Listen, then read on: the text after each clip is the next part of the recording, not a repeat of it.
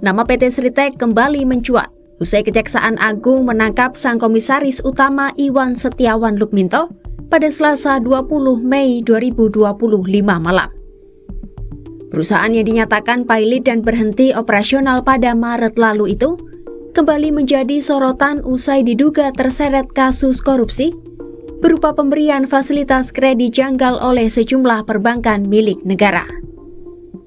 Kejaksaan Agung pun telah melakukan penelusuran dalam beberapa waktu terakhir terkait kasus dugaan korupsi dalam pemberian fasilitas kredit dari sejumlah bank daerah kepada Sritek. Kepala Pusat Penerangan Hukum Kejagung Harli Siregar menyatakan bahwa dalam Undang-Undang Keuangan Daerah merupakan bagian dari keuangan negara.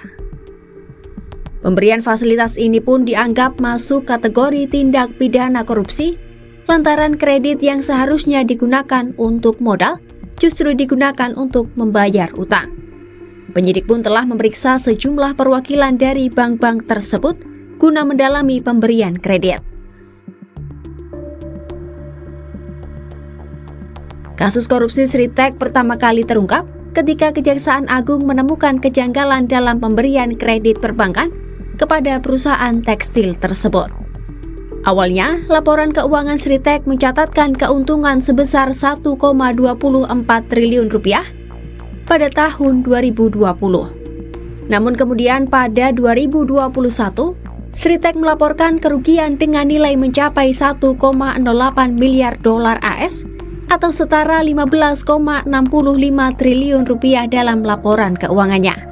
Kejagung pun merasa ada yang tidak beres lantaran dalam jangka waktu 1 tahun, perusahaan tersebut mengalami keuntungan yang sangat signifikan, kemudian tahun berikutnya mengalami kerugian yang sangat signifikan juga. Atas dasar kejanggalan tersebut, Kejagung kemudian melakukan penyidikan dengan berkonsentrasi pada laporan keuangan. Sritek dan entitas anak perusahaannya diketahui memiliki tagihan atau kredit total yang belum dilunasi hingga Oktober 2024 sebesar 3,58 triliun rupiah. Utang tersebut diperoleh Sritek dari beberapa bank pemerintah, baik dari himpunan bank milik negara maupun bank milik daerah, hingga dari 20 bank swasta.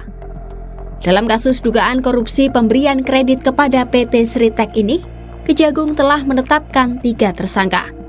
Ketiganya yakni Direktur Utama Sritek tahun 2005 hingga 2022, Iwan Setiawan Lukminto, kemudian pemimpin Divisi Korporasi dan Komersial Bank BJB tahun 2020 Diki Syahbandinata, dan juga Direktur Utama Bank DKI tahun 2020 Zainuddin Mapa.